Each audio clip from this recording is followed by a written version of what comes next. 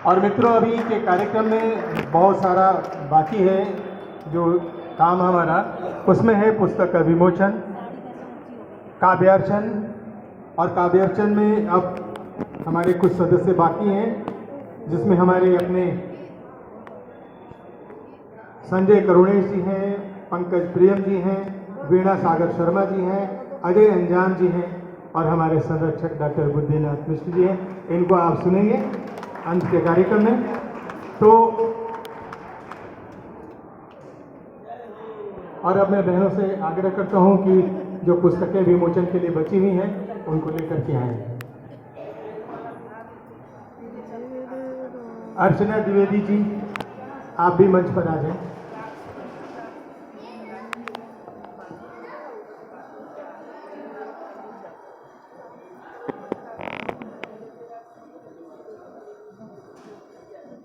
ये साझा संकलन है और इसके संपादक हैं रीना गुप्ता अयोध्या, और मैं चाहूंगी कि संपादक महोदय इसका विमोचन का कार्यक्रम थोड़ा सा देख लें, अपने हिसाब से लीजिए।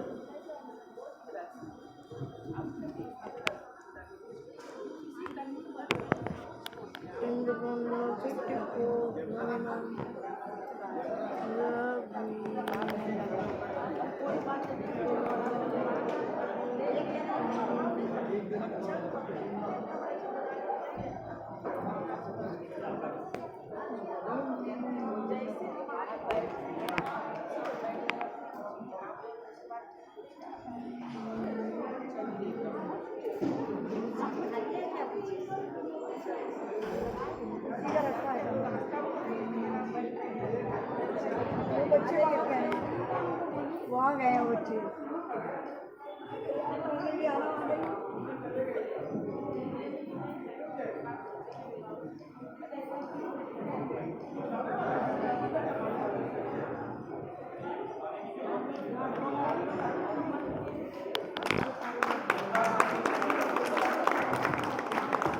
तालियां बजती रहनी चाहिए, क्योंकि सम्मान, आप दूसरे का मान करेंगे तो आपका भी सम्मान ही होगा।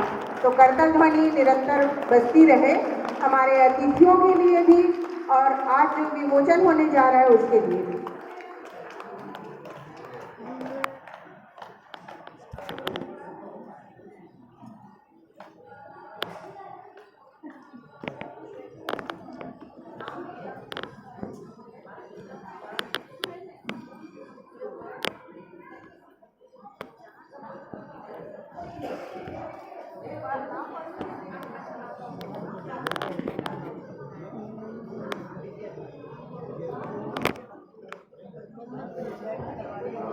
चूँकि हमारे बीच जो माननीय विधायक हैं, इनकी व्यस्तता बहुत ज़्यादा रहती है, लगातार कई कार्यक्रमों के साथ जुड़ना होता है, जनता के साथ इनके सीधा संवाद होता है, तो हर जगह जा पाना और हर जगह अपनी उपस्थिति दर्ज करा पाना इनके लिए बहुत मुश्किल होती है, संबंधों को निभाना होता है।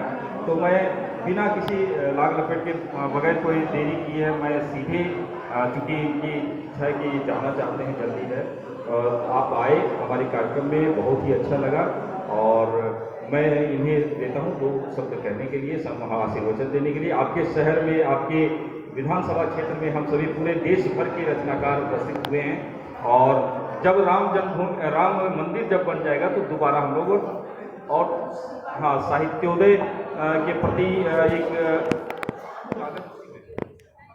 तो जैसा कि राकेश रमन जी ने बताया कि पिछले 5 वर्षों से हम लोग साहित्य, कला, संस्कृति के क्षेत्र में कार्य कर रहे हैं, प्रकाशन, प्रसारण सब कुछ कर रहे हैं, और जन रामायण अपने आप में एक अनूठा ग्रंथ है।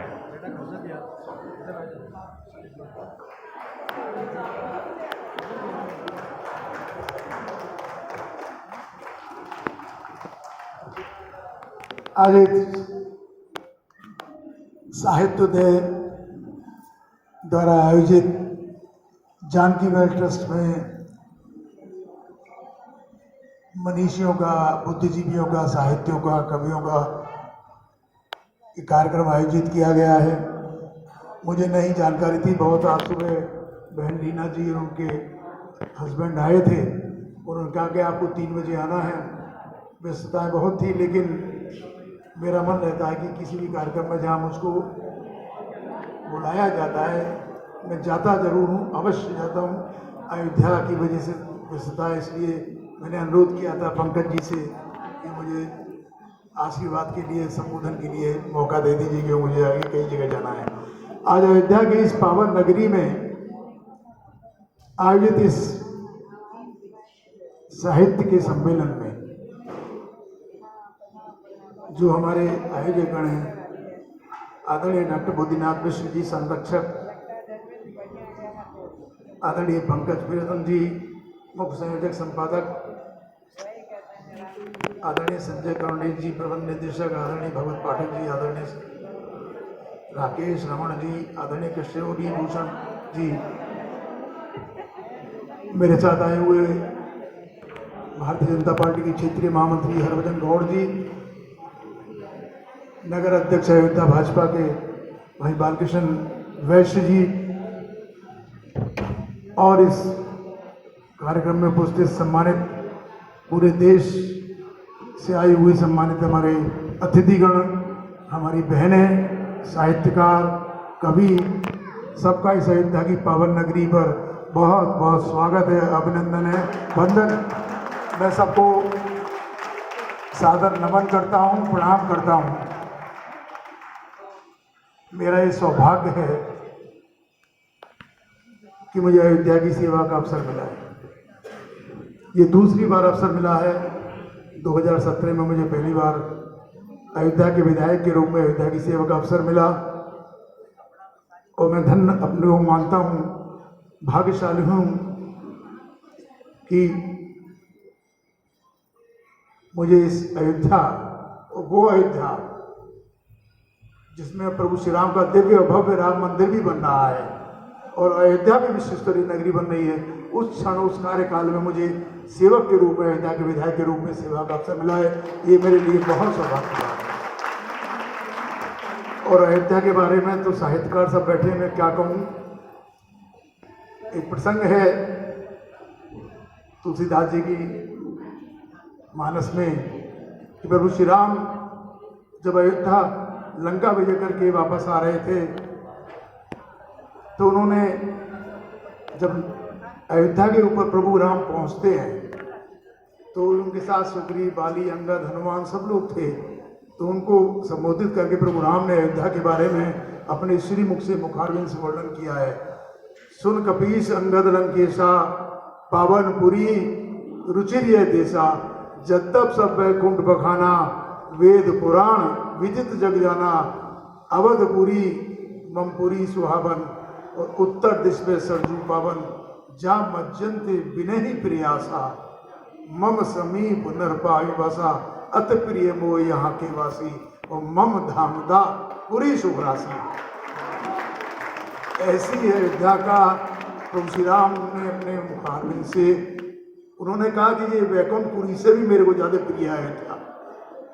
तो ये अयोध्या वासियों की तरफ से आप सबका बहुत बहुत स्वागत करता हूँ, अभिनंदन करता हूँ।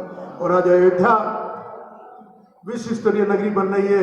यशस्वी प्रधानमंत्री नरेंद्र भाई मोदी जी के जो संकल्प है, माननीय यशस्वी मुख्यमंत्री योगी आदित्यनाथ जी, उस संकल्प को मूर्त रूप उतारने का काम अयोध्या में कर रहे हैं।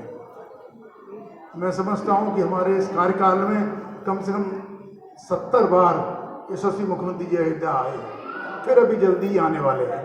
अयोध्या को धार्मिक, पौराणिक और सांस्कृतिक नगरी के रूप में विकसित करने का तो काम, संकल्प है ही, और अयोध्या को पर्यटन की दृष्टि से भी विश्व स्तरीय नगरी बनाने का काम चल रहा है। अयोध्या के घाटों का सौंदर्यीकरण, अयोध्या के अंदर अंतर्राष्ट्रीय हवाई अड्डा,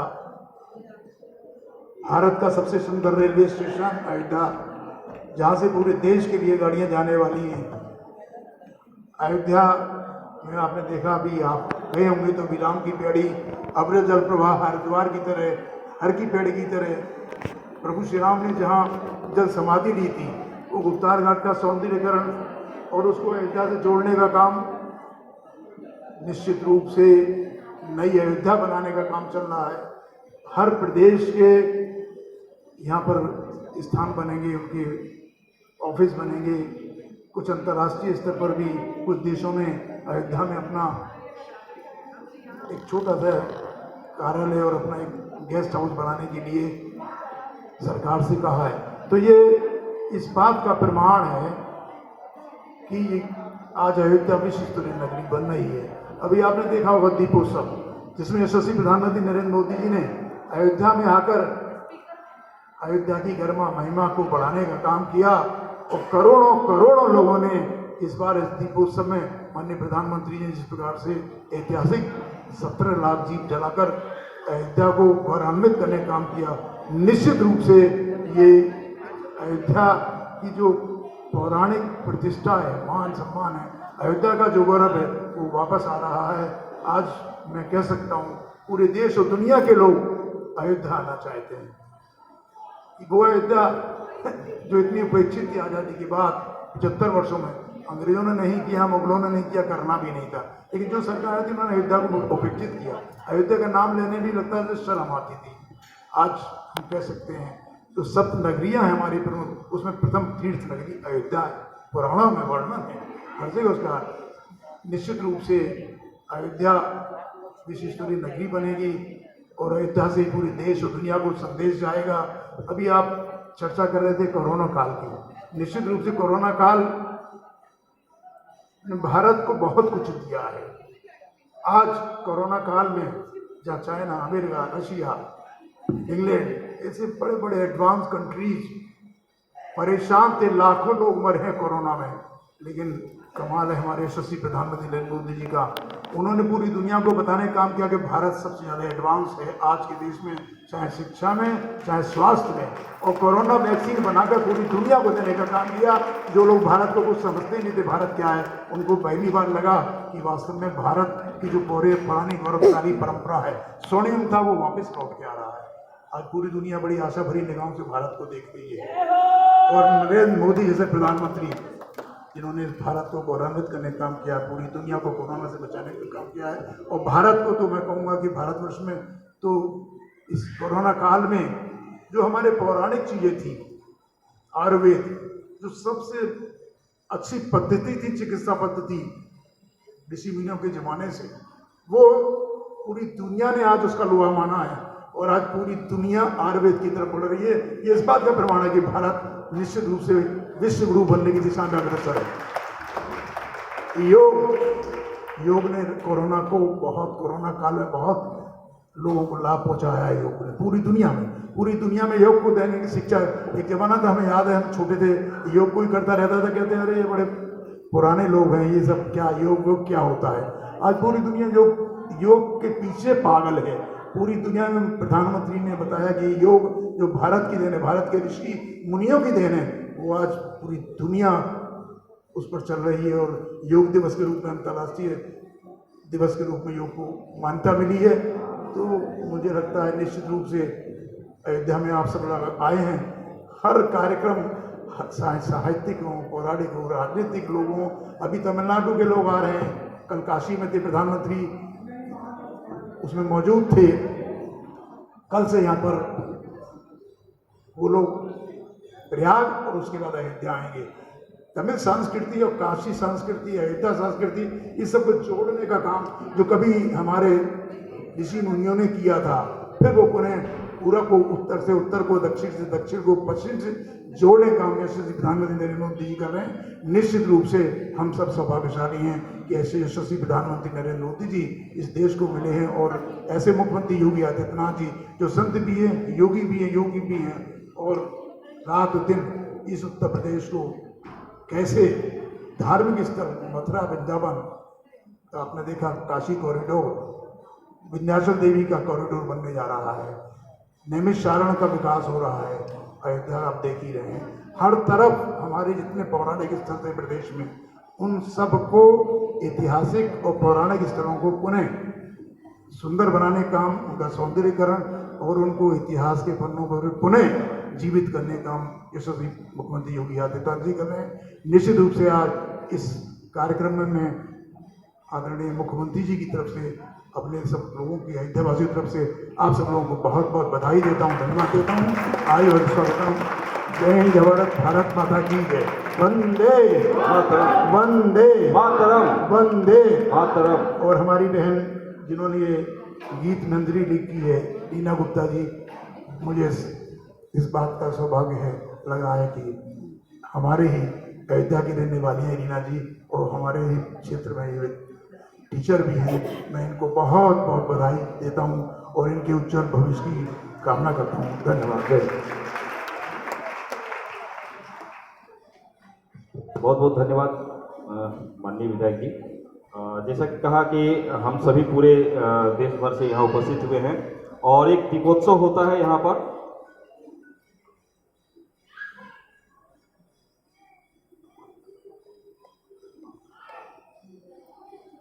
मैं आग्रह करूंगा बहनों से कि हमारे मुख्य अतिथि को सम्मानित करने के लिए अंगवस्त्र, जैन रामायण का पत्र, स्मृति चिन्ह और वो जो पुस्तक के प्रति जिसकी चर्चा मैंने की थी वो आपको सम्मानपूर्वक भेंट कर रहे हैं। एक स्मृति चिन्ह हम सब गौरवान्वित हैं।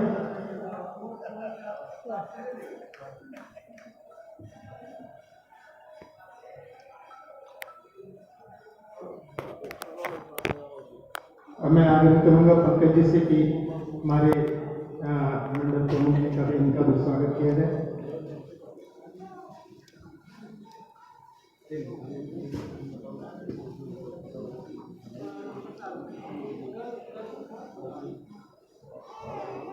करतल ध्वनि से स्वागत कीजिए। आप सबकी तरफ से है स्वागत हमारे अतिथियों का। साहित्य जोड़े ने जो भी पंकज जी कह रहे थे उस बात को मैं पूरी कर दूं कि पूरे देश भर में सब जगह से लोगों को एकत्रित करके जो दीपोत्सव का महान कार्यक्रम किया है वो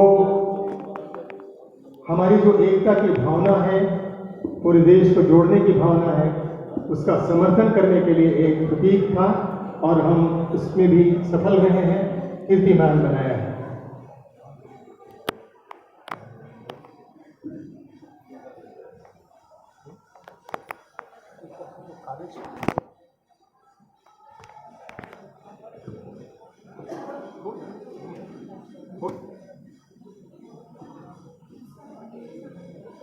हाँ दीदी, हाँ आप सब लोग आप लोग हाँ हाँ आ जाओ। हम अतिथियों से हाँ एक बार सभी लोगों के साथ एक सामूहिक चित्र हो जाए और फिर आप दीदी लोगों को हम लोग कहेंगे उनका कार्य पूरा होगा।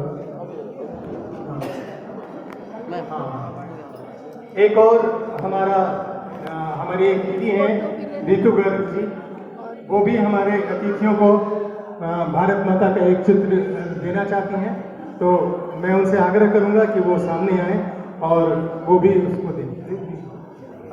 जहाँ भारत की सभ्यता और संस्कृति का विकास होता है वहाँ स्वयं भारत माता उपस्थित होती है। इसी का प्रतीक जी मैं आप सभी को सम्मान स्वरूप देना चाहती हूँ।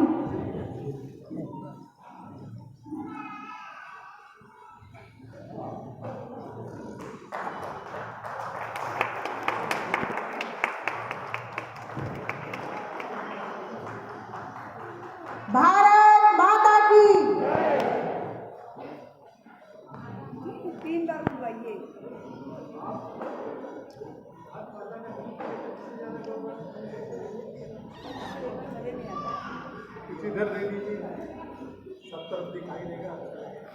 एक बार फिर से जयकारा, भारत माता की जय, भारत माता की जय। बहुत बहुत धन्यवाद। आप सभी का बहुत बहुत आभार। आपने इतनी अच्छी रचना हमें दी, हमारे समाज को दी, और आप सबको एक बार बधाई सहित आग्रह है कि आप सब मंच पर अपना स्थान ग्रहण करेंगी। दीदी सत्र के धन्यवाद ज्ञापन के लिए मैं संजय करुणे जी से आग्रह करता हूँ कि मंच पे आके इस सत्र का धन्यवाद ज्ञापन करें। संजय करुणेश।